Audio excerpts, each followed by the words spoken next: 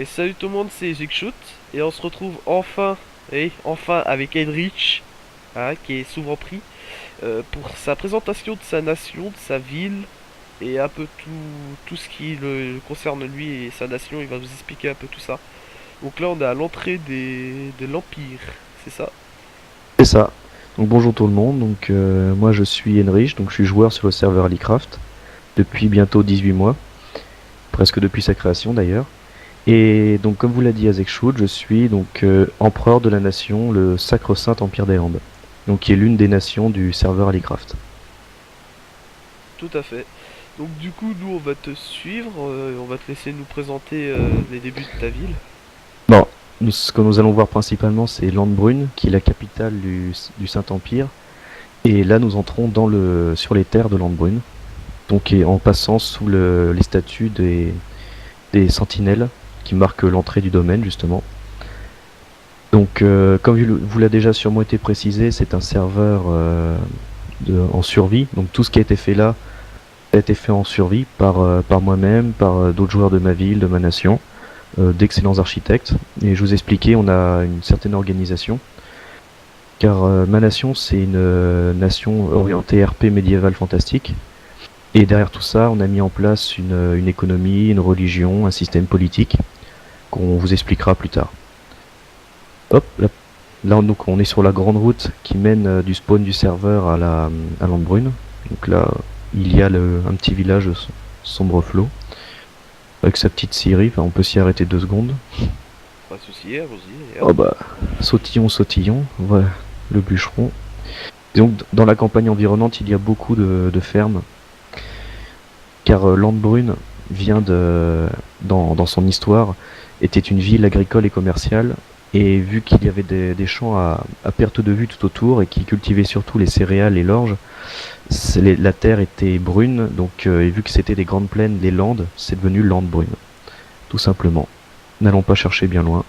Et c'est maintenant la capitale du Saint-Empire des Landes. Ok. Donc, donc Bon, nous sommes... je préviens, excuse-moi de te couper. Je préviens Vas-y. juste avant qu'on arrive à l'entrée de sa ville. Je vous dis tout de suite, vous allez en prendre plein la tronche parce qu'il y a beaucoup de trucs qui sont fantastiques. Il y a beaucoup Ah, de choses, faut être bouche bée quand même, hein. Il y a des trucs où il a mis des semaines et des semaines à faire. ah oui, oui, c'est un gros projet. Après, bouche bée, je sais pas, ça dépend un peu de la sensibilité de chacun, mais j'ai vraiment insisté sur le côté un peu médiéval, mais un côté un peu romain, avec insisté sur le statuaire. Donc là, nous sommes sur l'entrée principale de la ville. Donc il y en a une à chaque point cardinaux. Ici, c'est la principale. Alors pour l'histoire, les deux statues représentent donc moi d'un côté et Dretox de l'autre. Dretox, c'est un ancien joueur du serveur qui a été on va dire l'un des créateurs de l'Empire aussi, avec moi-même. D'accord. Voilà. Donc nous pénétrons donc les fameuses grandes portes de, de l'Empire, pas de Landbrune, pardon. Alors, où veux-tu aller en premier? Parce que là, on est sur la place principale. Ce... Il y a Oh, tellement d'endroits. bah, je pense qu'on pourrait aller faire un petit tour au hall des héros, Pourquoi pas, vas-y, je te suis. histoire de faire une petite présentation. Alors, oula, le temps d'y aller, je vais peut-être vous expliquer. On va aller dans le hall des héros, donc c'est là où sont représentées toutes les grandes personnalités de l'Empire, tous les dirigeants. Parce que, comme je vous l'ai dit, on a mis un système politique en place. C'est une monarchie théocratique, mais qui est dirigée par le Haut Conseil impérial. Au Haut Conseil impérial, il y a 12 sièges, et chaque siège est occupé par un autarque. Les autarques, ce sont les seigneurs des autres villes de l'Empire, donc ils sont 7, et aussi les grands maîtres des ordos. Donc les ordos, ce sont des sortes de ministères qui gèrent l'Empire. Par exemple, il y a ceux qui gèrent l'administration, d'autres la religion, la construction, tout ce qui est alchimie et les ingénieurs redstone, l'armée, les... et aussi les templiers. Donc voilà, donc ici sont représentés chacun de ces représentants. Alors, Nous verrons de toute façon plus tard le palais impérial avec la fameuse salle du conseil. ouais, du coup, alors tout ça, c'est des personnes qui sont soit autarques, soit... C'est que des autarques. Les autarques, ce sont soit des seigneurs, soit des grands maîtres. Donc comme vous voyez, il y a encore des sièges vacants, c'est des personnes qui viennent, qui restent, ça bouge beaucoup dans l'Empire de toute façon, même au niveau politique. Et il y a un système RP sur serveur mis en place pour que chaque personne puisse mettre en avant sa famille et sa dynastie et agir de façon RP sur le forum pour pouvoir prendre la place de quelqu'un et faire des alliances politiques. Étant un joueur de RP de base, ayant fait pas mal de serveurs roleplay justement, j'ai essayé de mettre ça en place et on s'en sort pas trop mal. Bah d'ailleurs, dans le hall des héros se situe en sous-sol ce qu'on appelle le hall de l'empereur, gardé par les immortels. Le hall de l'empereur, J'ai déjà c'était fait entendre. l'endroit où se trouvent en fait où reposent tous les anciens empereurs de l'Empire des Landes. Il y a eu en tout 3 dynasties, donc techniquement mon titre général c'est Heinrich Princeps Imperator Rex Dominus Augustus Basileus Autocrator Pontifex Maximus. Ok, donc la prochaine fois que tu diras ce prénom, faudra peut-être essayer de retenir. Oh mais c'est pas obligé de le retenir, mais je veux dire on aime bien les titres pompeux et un peu longs. Et donc c'est dans cette salle donc que se trouve au fond le trône historique de l'Empire. Alors, deuxième chose que je précise maintenant tout de suite, vous verrez tout de suite, c'est qu'avec Enrich, tout est précis et minutieux. Chaque détail compte. Ah oui, pour plus tard quand on verra la basilique, oui. J'aime bien jouer sur le symbolique. D'ailleurs là on avance en fait vers le trône sous le regard des statues de tous les empereurs. Et voici le fameux trône. Alors il y a une particularité, ici il fait jour, mais il n'y a pas de flambeau tout autour. Simplement parce que la nuit, ça lui permet d'être éclairé par une belle lumière bleutée. Et symboliquement, ça représente le fait que le trône est éclairé par lumière naturelle, donc par la lumière divine. Et tout autour de lui, il y a les ombres. Donc en fait, le trône impérial, donc à travers lui l'Empire, est le soleil qui rayonne à travers le monde. Voilà, voilà. Oui, il faut un peu il faut s'auto-congratuler de temps en temps. Et derrière lui donc se trouve un grand dragon noir qui est Mirmulnir, le dieu principal des 5 divins. Donc les 5 divins qui est notre religion, qu'on vous expliquera plus tard. Et c'est aussi le symbole de l'Empire et donc de par ses ailes protectrices protège le trône impérial. Waouh. Voilà, voilà. Ouais. Et parmi chacune des portes latérales, ensuite, ça donne accès aux cryptes et à toutes les tombes, mais elles ne sont pas encore ouvertes. Ceci sera pour un autre épisode, peut-être. Voilà. Bon, Ou pas. on retourne là. Parce qu'après, on peut dire déjà comment un peu est organisée la ville. Il y a 3 vraies, on va dire, couches. Au centre de la ville se trouve la citadelle, qui est sur les hauteurs. Où se trouvent tous les bâtiments administratifs et, on va dire, politiques. Autour de la citadelle se trouve le centre-ville. Et donc c'est dans un style vraiment taillé dans la roche, très luxueux, très bourgeois, et aussi se trouvent les commerces de luxe ou aussi le reste des bâtiments importants. Et autour du centre-ville, donc après on traverse le fleuve, et on se trouve là où on est, qui est dans les faubourgs. Donc où les maisons sont dans un style plus médiéval, avec des avancées sur les maisons, on essaye de faire des maisons en colombage. Voilà, il y a vraiment un style et donc il y a plusieurs quartiers. Et en fait, vu que la ville s'est agrandie au fur et à mesure, chaque quartier porte le nom de l'ancienne ferme qui se trouvait à cet endroit-là, à l'endroit du quartier. Donc ici, par exemple, on se trouvait au quartier des Sables d'Or, donc plus un quartier de luxe. C'est là où j'habitais. Exactement. Si. Ben, on peut aller voir le marché, par exemple. Tiens, on va passer devant la guilde des mineurs en même temps. Enfin, là où j'habitais avant, hein, parce que maintenant j'ai ma ville, moi. Oui, la Nouvelle-York. Qui est d'ailleurs la principale ville des Nordiques. Ça, on verra ça plus tard dans un autre épisode qui aura rien à voir. Et j'espère que nous aurons l'occasion d'avoir des relations diplomatiques intéressantes de te convier au Conseil impérial. Alors, ici, donc nous arrivons sur la grande place. Donc là, c'est l'une des entrées qui permet d'aller vers le centre-ville. Ici, il y a l'opéra, où l'un des joueurs est en train de monter une pièce conseillée malgré lui. Une espèce de remake d'une pièce connue. Et nous arrivons donc devant le grand marché. Donc là, c'est grâce au plugin des chess shop Ça permet de vendre tout et n'importe quoi, donc on va faire vite fait le tour de quelques boutiques, hein, on va pas... C'est un peu la même chose. Il y a un marchand, et À mon avis, ils voilà, connaissent voilà. aussi. Je pense que tu auras peut-être déjà fait le tour genre, de ce genre de choses. Bonjour. Bonjour. Bonjour, devant les nems. De bonhomme. T'en fais très bon, très En très plus, bon. ça le fait vraiment bien en plus parce que j'ai le nez bouché, donc... De Ah oui. bonhomme. Je veux des nems. Donc voilà, ça c'est un peu... Donc c'est le grand marché, c'est là où tout... La majorité des gens viennent pour acheter des choses. Et hop là, tiens, il y a des chevaux. On va continuer. Tout à fait. Je te Hop suis. là, follow me. On ne sait pas à quelle distance tu as comme rendu. Distance de rendu, je sais plus. Option. Que là au loin tu peux voir la dragonnerie avec le lierre. Ouais, je sais pas, on verra. C'est pas très... Bon, Oui, je la vois. là, donc on arrive au Circus Flavianus. Alors c'est, on va dire l'un des récents, entre parenthèses, bâtiments. Donc c'est la grande arène des gladiateurs, qui permet de, disons qu'elle a un terrain modulable où on peut à l'intérieur créer toutes sortes de terrains tempérés, désertiques, nether, forteresses, Dans le et style de X, quoi. on Dans peut y les faire. Non DX. non, c'est pas par piston là, c'est vraiment on détruit tout, on a un sol en dur et après on refait n'importe quoi. Mais il y a 4 entrées donc on peut faire combattre 4 équipes en même temps. Ah, c'est sympa ça. On va le montrer vite fait sur les gradins, hein, histoire de donner un petit coup d'œil de ce qu'il y a à l'intérieur. Là, le dernier terrain en date, c'est Tempéré. Je crois que c'est le grand architecte Touf qui s'en est occupé. Oup.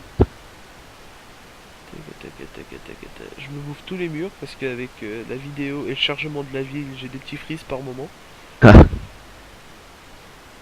voilà, en gros à quoi ça ressemble à l'intérieur. Donc il y a quatre- il y a deux portes à chaque côté de chaque point cardinaux et les équipes entrent à mort. Après plusieurs types, hein, on fait des captures de drapeaux, des tenir la position. Il y a plusieurs types de combats. Tu me permets de fly juste pour leur montrer un petit peu Euh, vas-y, vas-y. vu de haut ce que donne l'arène. D'ailleurs, ce que tu peux faire, c'est survoler un peu les faubourgs pour donner une vue de haut. Et on se retrouve devant l'entrée de tout à l'heure, devant l'entrée principale.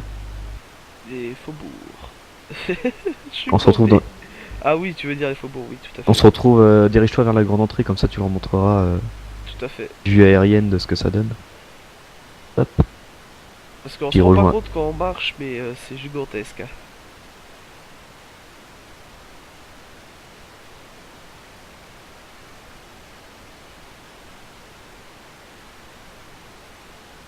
Avec 18 mois de travail, effectivement, ça commence à grossir. Surtout qu'à chaque fois, je suis constructeur compulsif. Non, j'aime bien agrandir, ajouter de nouvelles choses, ou même des fois, je rafle carrément tout un quartier pour reconstruire autre chose à la place. Et ça permet de garder une certaine dynamique à la ville. Alors si vous posez des questions de pourquoi j'avance comme ça, c'est simplement parce que je regarde vers le bas, parce que je le vois, et j'ai pas envie de me perdre. Ah, d'accord. Non, je me déplace la tête vers le bas pour regarder correctement déjà les constructions, puis en même temps pas te perdre de vue en fait. Et hop là, on a de retour. Donc là, on est de retour un peu à l'entrée. Donc on peut passer devant le bâtiment des gardes et l'écurie, et ensuite on ira vers le centre-ville. On va un Alors, petit peu enroué. au début, je vous rassure, c'est tout à fait normal si vous vous paumez. Oui, bah, même j'ai mis en place un système de panneaux, mais bon, faut encore savoir où on veut aller. Voilà, donc ici c'est la salle des gardes. C'est la garde de Landbrune. En fait, chaque ville de l'Empire a sa propre garde, qui est dirigée par son capitaine. Et le meilleur des capitaines de l'Empire est nommé connétable, et donc dirige l'ensemble des gardes en cas de guerre, et qui est rassemblé et qui crée la Légion impériale. Hop là, donc ici la réserve. Oui, il y a quoi faire Ouais, hier. ouais, on a du matos et encore c'est rien. Là c'est juste la réserve de la garde, t'as pas vu encore l'armurerie de la citadelle. Mais je te la montrerai pas. Pas en vidéo. Pas en vidéo, non. Donc ici on est dans le quartier des Dombes. Dommage pour vous les gens, il veut pas, c'est secret défense. Exactement. Moi j'aurais Et peut-être le droit, mais ça m'étonnerait aussi. si je te le montre, je suis obligé de te tuer juste après, je suis désolé. Le coup classique. Il y a le service du SIAS qui m'en empêche. Hop là, donc en haut il y a les jardins, enfin Je suis par là. désolé les gens si je renifle un peu avec le nez, mais je suis enrhumé, hein. Hop, hop, hop. Et là c'est la grande écurie. Donc c'est le palefrenier Mévor qui s'occupe de ça. Donc il vend des chevaux et en garde aussi. Que grande écurie.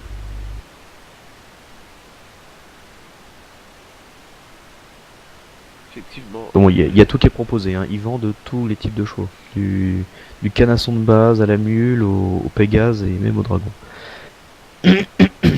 Pardon. Ah, on continue. Bah tiens, on va passer devant l'ambassade de Mizumi. Parce que, pour montrer, donc Mizumi c'est une ville de style médiéval japonais. Et ils font partie de la nation de l'Alliance du Sud, qui sont nos alliés. Et qui entretient des relations diplomatiques très poussées. Donc voilà, donc les fameux samouraïs. On va pas entrer à l'intérieur, mais donc voilà, c'est vraiment une passerelle ambassade, une parcelle pardon ambassade, qui leur appartient. Et ils nous ont construit ça. Ah, c'est D'ailleurs, sympa, ça n'empêche aussi. on peut accéder à la ville de Mizumi par bateau, à la place du Home. Il y a un petit quai qui est juste là où il y a une jonque qui nous attend, et il suffit d'aller cliquer sur un bouton, vous avez un command block qui vous emmène directement sur le même bateau, 10 secondes plus tard à la ville de Mizumi. On va t'as Ça, réussi à c'est suivre. super sympa ça. Hop là. On le fera pas parce que pour le moment on est sur Landbrune, mais Ouais, c'est ouais. super sympa. Déjà, vous pouvez avoir un aperçu du port. Parce qu'il y a, il y a aussi. Le port est un peu en construction, mais déjà, vous pouvez voir ici deux navires et au fond, là, un galion et un navire marchand. Et hop là. Donc là, c'est là la jonque. Et il suffit de monter à bord. Excusez-moi. Et vous pouvez directement accéder à la ville. Donc, c'est assez sympathique. C'est sûr. Et donc là, vous pouvez voir justement le fleuve donc, qui sort avec le fameux pont qui permet d'accéder au centre-ville, auquel nous allons aller prestement. YOLO! Tu me suis? Oui, je te suis, je te suis. Là, on va entrer dans le vif, on va dire. Non, vraiment dans l'ancienne, on va dire, Landbrune, parce qu'à l'époque, ces murailles-là étaient les murailles de la ville, et ce pont donnait directement sur la campagne. Et ça, c'était il y a 8 mois. Donc voilà, donc on entre pardon, dans le quartier commercial. Donc on a donc la première arène des gladiateurs. Ah oui, tiens, j'en profite pour être là. Tiens, prends un peu de recul. Vous allez voir plusieurs types de bannières. Tiens, viens à côté de moi pour montrer. Donc ça c'est la bannière de Landbrune. En fait, chaque ville a sa propre bannière, ses propres couleurs. Et ensuite, vous verrez une bannière rouge avec en fond un dragon noir, qui est la bannière de l'Empire. Donc on va dire une bannière fédérale. Sinon, chaque ville a son propre symbole. Donc ça c'est l'ancienne arène des gladiateurs. Enfin, qu'il est toujours d'ailleurs, mais c'est plus pour les combats, on va dire duel. Et ici, vous avez donc l'arène de joute. Le tribunal, à travers lesquels on fait des procès à ceux qui enfreignent la loi. Sorte de délit. Des auberges, hein, il y a... Enfin, ça serait vraiment très long à passer dans tous les bâtiments, donc on survole à peu près. De toute façon, je pense que à la fin de la présentation, tu pourras prendre 2-3 minutes à survoler toute la ville pour voir à peu près de haut tout ce que ça donne. Oui, aussi, oui, c'est possible. Et hop là. Par exemple ici, nous avons la boutique de l'apothicaire. Tiens, on va visiter une boutique, comme ça... Donc, bienvenue chez l'alchimiste. Chez lequel vous pouvez acheter toutes sortes de potions. Et pourquoi il y a une poule dans le chaudron? Son petit casse-croûte. Ça doit être ça, à mon avis, il a faim. Et voilà, donc ici il y a toujours le même système de chaise shop, vous pouvez acheter tous les types de potions. Vous avez l'ordo du Mecha Astrum qui s'occupe de tout ce qui est alchimie et redstone qui produit toutes les potions pour l'Empire. Et donc on peut monter, il y a aussi le libraire. Donc une parenthèse pour revenir un peu au système politique, il y a en tout 7 ordos, en plus des villes. Donc comme j'ai dit, chaque grand maître de ces ordos siège au conseil impérial. Et au niveau des ordos, donc vous avez le Mechastrum, qui s'occupe de tout ce qui est alchimie et redstone. L'ordo Aedificus, qui s'occupe de tout ce qui est construction, entretien des routes, des infrastructures et j'en passe. Vous avez donc le Ministerum, qui s'occupe de tout ce qui est la religion, créer des temples, propager la foi, faire des messes, ce genre de choses, et autres événements RP, même mariage ou sacrement. Vous avez l'Ordo Templarum, donc c'est les Templiers qui sont gardiens de la sécurité et de la loi à travers tout l'Empire. Donc la Legio Imperialis, c'est la Légion impériale, qui regroupe toutes les gardes de toutes les villes. Ah bah tiens, on va passer devant le... Juste avant, on sur arrive à la le... fin de la première partie. D'accord, ben on va terminer sur le chantier naval en construction. Vous allez pouvoir voir. Hop là. Sur la fin, bah du coup je vais terminer vite fait. Vous avez aussi, donc au niveau des ordos, l'ordo administratum, donc gère toute l'administration, la trésorerie et les ressources. Et vous avez donc l'officio assassinorum, c'est tout ce qui est les renseignements, les assassinats, qui gère tout ça, tout ça. C'est des poules qui travaillent C'est ça, on a des poules travailleuses, nous prenons les poules comme esclaves pour construire nos navires. C'est- Ça avance pas vite, mais elles ont l'avantage d'être très nombreuses. Voilà, voilà. Bah Bon, écoute, si à la fin de la première partie, on conclut ici on et conclut ici, on on reprend enchaîne pour la derrière. deuxième. Ça C'est marche. ça. Allez les amis. À tout de suite.